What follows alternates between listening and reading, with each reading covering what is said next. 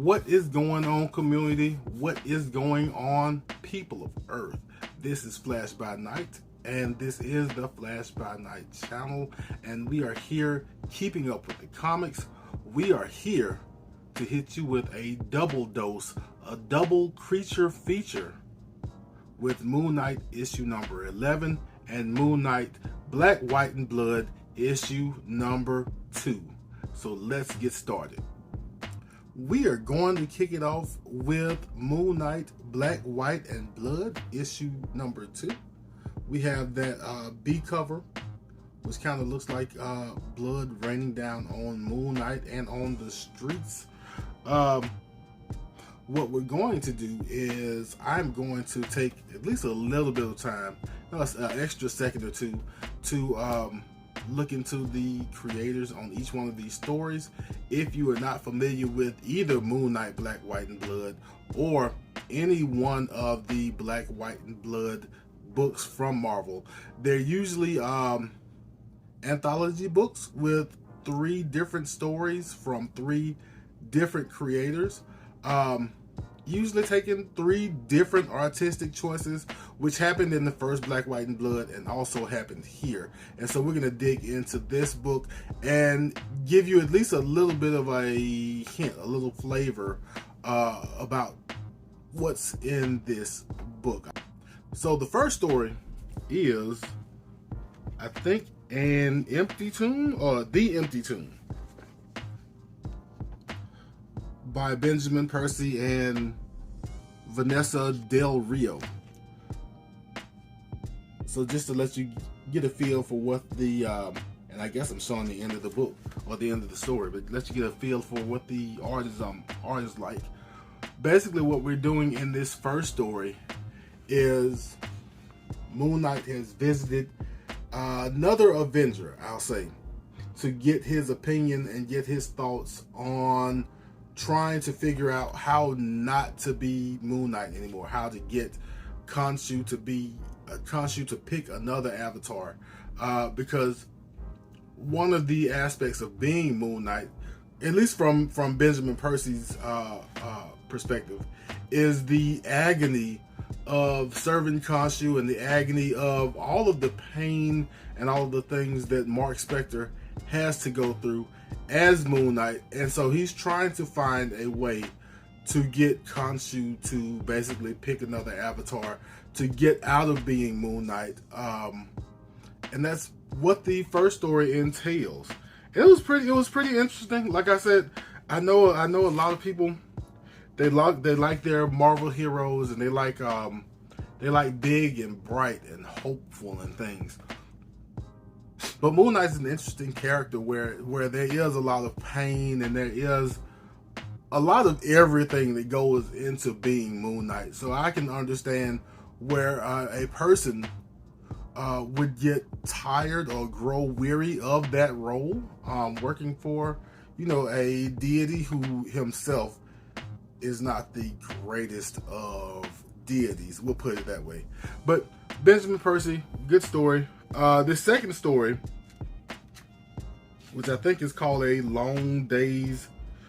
Hard Day's Night by David Papoose, Leonardo Romero, and Chris Sotomayor.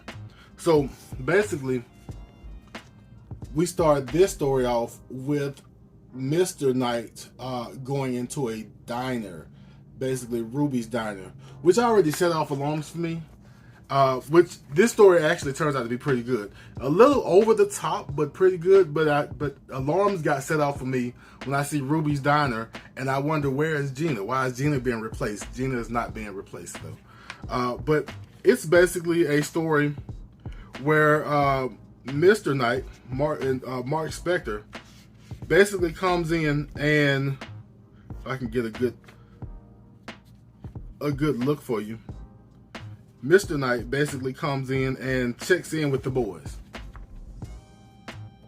It's almost like a debrief between Mark, Jake Lockley, Stephen Grant, and Khonshu to talk about the day's work, to talk about everything that went on in the life of Mr. Knight, in the life of Moon Knight, having to save the day, having to be someone's hero, and taking a couple of bumps and bruises and blood, as this comic would suggest. I think this is actually my second favorite story. Benjamin Percy's, even though it was my, I'm gonna say least favorite, but that doesn't mean I didn't like it. It was just number 3 for me. And then I forgot the title already. A Hard Day's Night.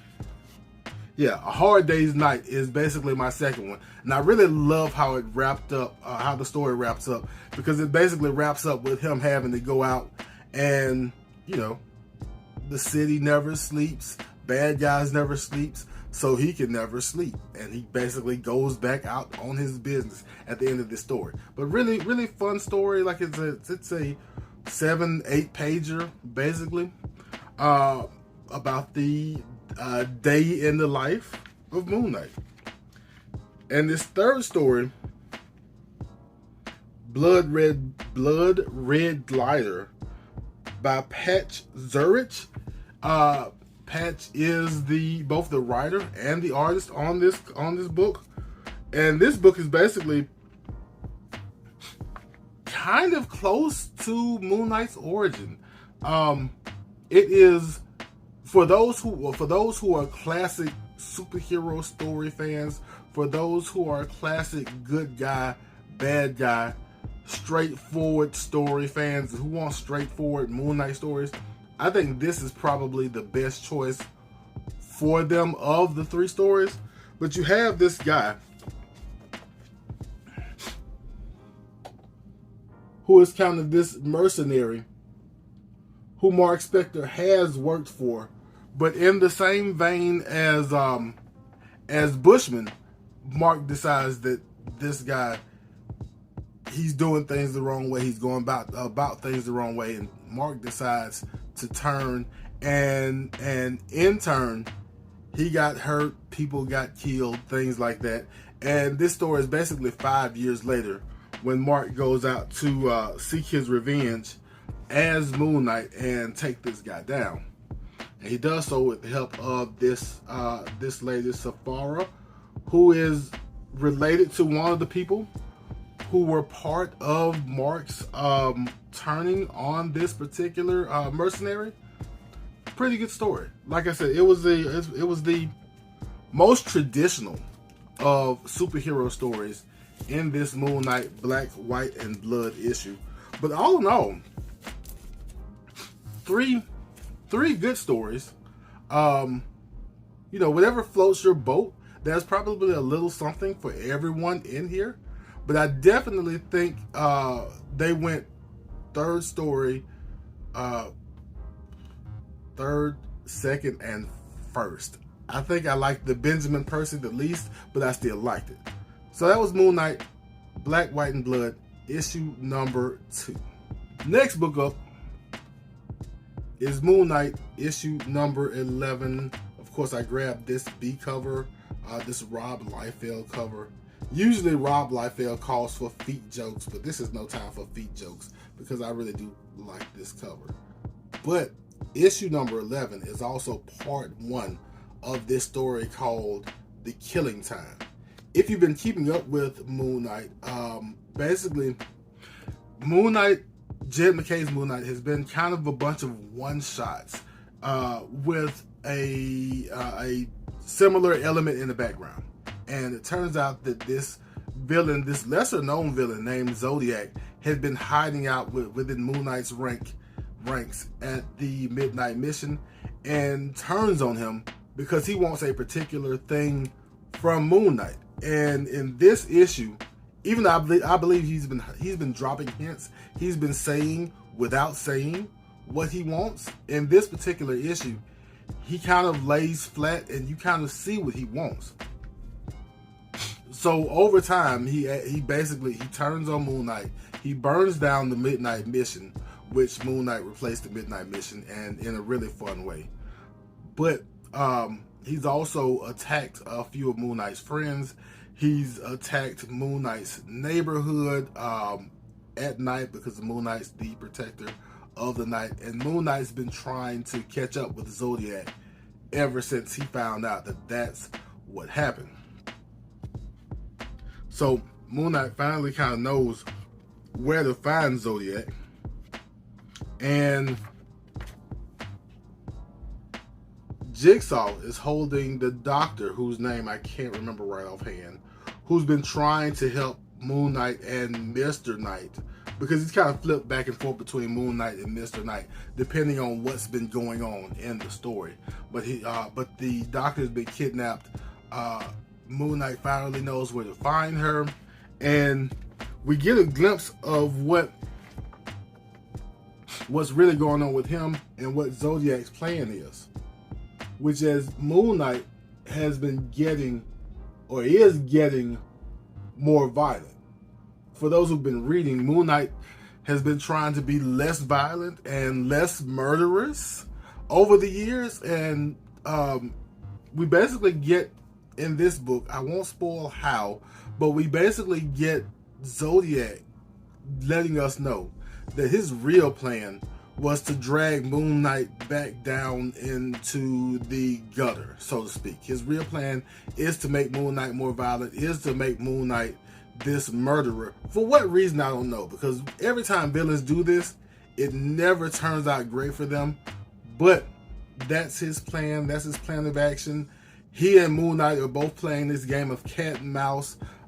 They're almost mirror opposites of each other, because the way Moon Knight comes into this issue, he comes in showing one thing but then doing another. Zodiac, in a bigger scale in this book, shows one thing, or shows himself in one place, but he's in another. And yeah, there is peril on the horizon. People are in danger, and Moon Knight is the only person who can stop things from happening. And hopefully he does it quick, because somebody is in trouble. But that's basically my take on Moon Knight issue number 11. Of course I had fun. It's Moon Knight. Of course I enjoyed myself. It's Jed MacKay. What else can I say? And that was Keeping Up with the Comics. Of course we know, Disney Plus or not, every day is Moon Knight Day. So when I get to keep up with Moon Knight, it is always a good day. I hope you enjoyed yourself. I hope you saw something you liked. If you did see something you liked, hit that like button. And if you would like to keep up with me, keeping up with the comics, hit the subscribe button, hit the notification bell. Of course, feel free to leave comments. And as we always do at this time, love yourself, love others, and I will be back in a flash.